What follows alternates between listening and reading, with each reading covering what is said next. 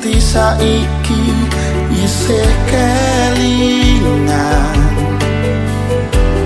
Kowe sing tak anti-anti bebrayan tekaning pati, jebule mlenjani janji. Kabeh iki merga kahanan, ben iso nyukupi kebutuhan.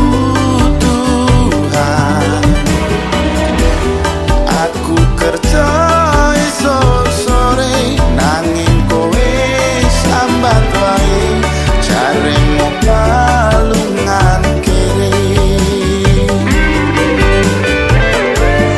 Opo pancen wis nasibku kudu pisahan karo sliramu.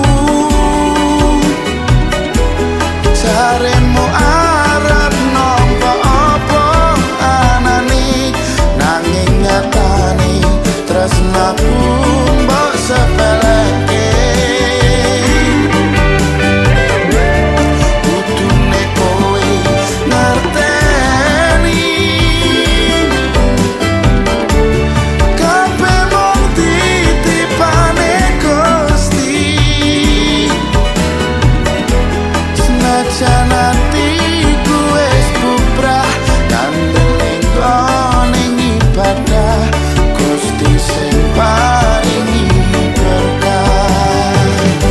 Senajan balungan kiri ora kendul nyambut gawe, senajan dalan ra alus